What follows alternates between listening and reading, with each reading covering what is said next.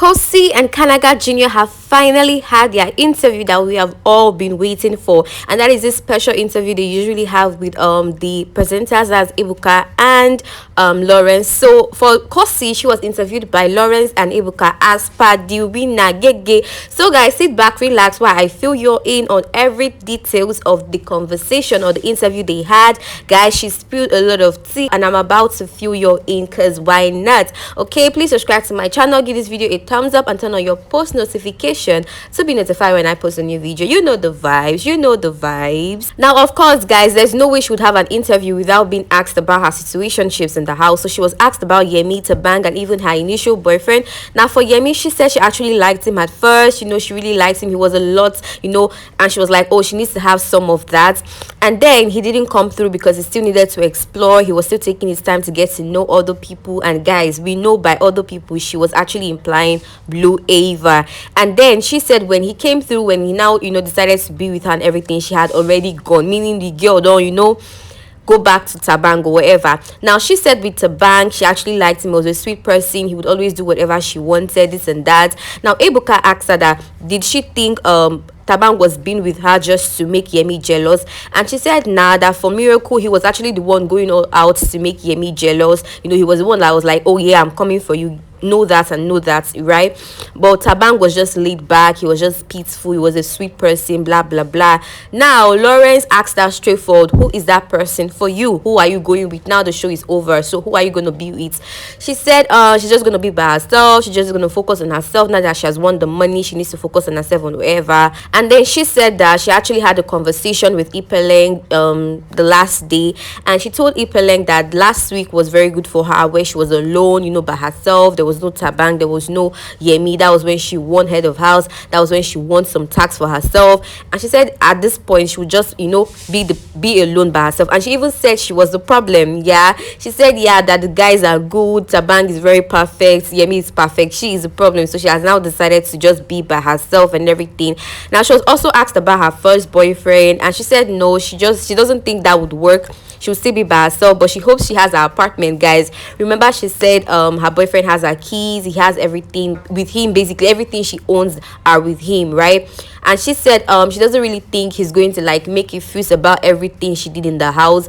She feels like he's going to give her a chance to explain herself rather, and move on with the whole thing. But she doesn't think she would want to be with any of them, the three of them, her initial boyfriend Yemi or Thabang. Now she was asked why she actually bonded with the guys more, and that she wasn't really seeing bonding with the girls like that and everything. And she said it was just like a mutual thing, that at first the girls had some issues, and she felt like they were more judgmental, especially Nigerian ladies. They had a group and it was tough breaking into those groups. Remember Jenny O, Nana, Olivia and Yvonne, it was so hard breaking into those groups, and she didn't want to try harder. They were judgmental in the sense that she already said she had a boyfriend, and then second day she was already kissing Yemi, that kind of stuff. So they were judgmental. But with the guys, it was more like they brought it out outrightly that yo, you actually have a boyfriend, so how come you're making out with another person, that kind of thing. But the girls were just they didn't want to mingle with her and whatever, and she didn't want to try harder. And she even said it in her interview before prior to the show, right? She actually said that she would bond more with guys because guys are just stress-free, they don't have problems, and all of that. But girls have issues, and they want to talk and talk and talk. Now it got to her whatever she would use her money for. You got to that part, and Lawrence asked her, now the show is over, so what are you going to use your money for, this and that, what's with coffee with Khosi?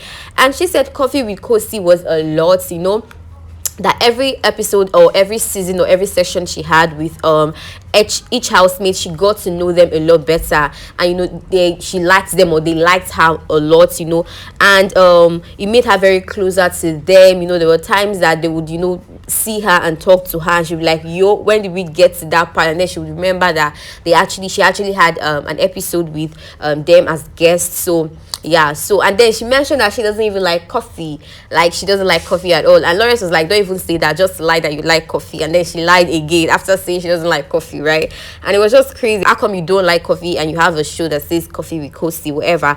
And then she was asked about her money, what she would use her money for, and she said she has a thing with humanity. She's passionate about it and everything, and she would like to, you know, invest in charity, guys. She would like to invest in charity. So that $100,000 is going to where charity, yeah.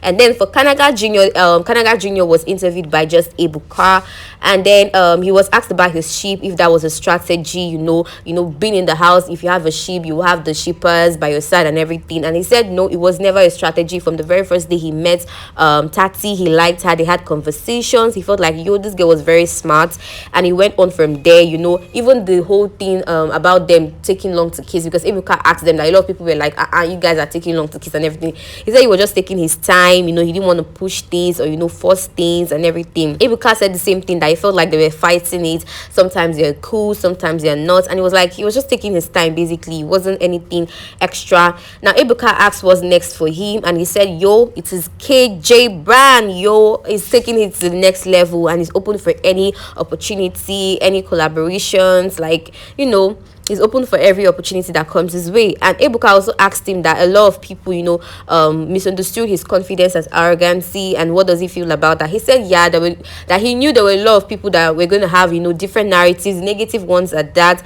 and he just didn't care about that. He was just being himself, and I don't even know why people mistook or misinterpreted his confidence for arrogancy. Like, he was never arrogant, even though he felt like Ebuka also asked him that he felt like he felt like he always wanted to be in charge. He said it wasn't that. There were times he actually gave people room to speak, especially during the wager contribution or whatever. And guys, it was even Jenny O that we saw at some point always talking down on people when it was time for, you know, discussions or meetings for the wager tax presentation. Kanaga Jr. was never doing that at all, like never doing that. Haters, they will hate. Potatoes with potatoes, but more somebody's light, as long as God is with you, your light will never be dimmed at all. Because how is Kanaga Jr.'s confidence being mistaken for arrogancy? Like how was he arrogant? Mention one. If you're a hater and you're listening to me right now, mention one time Kanaga Jr. was arrogant, because I don't understand. He said he was just being himself, that he likes to express himself, and he had to use every opportunity to sell himself. Yes, everybody came there to make the money and sell themselves, so you cannot just always, you know, be quiet or whatever. So he had to speak during the wager tax presentation. Any type of tax at all that needed contributions, he had to put out his all, and it was nothing there, no strings attached. It wasn't for clouds, or it wasn't for highlights, or, you know, whatever content. It was nothing of that sort. He was just being himself. You know, he talked about his KJ brand, how he would like to, you know, move it to the next level and everything. And yo, that was that about the interview, you know, for the first runner up Kanaga Jr. and the winner Khosi. Let me know your thoughts in the comment section, guys. What do you think about Khosi? Do you think she just doesn't want to say she used Yemi and Thabang as her game? Maybe she wants to be civil about it, you know, just be platonic. But what do you think? Do you really think she used Yemi and Thabang as her game? Do you think Kanaga Jr.'s relationship with Tsatsii was strategic, and he just didn't want to, like, put it out there so that people, the trolls, the toxic fans, will not come for his neck and throat? What are your thoughts? Share with me in the comment section, guys. Thank you so much for listening. Thank you so much for watching. Please subscribe to my channel, give this video a thumbs up, and turn on your post notification to be notified when I post a new video. You know the vibes. Please subscribe to my channel, guys. Please take me to 1,000 subscribers. Thank you so much. See you all in my next video with undiluted gist. It's your girl Zinny, as always. Bye.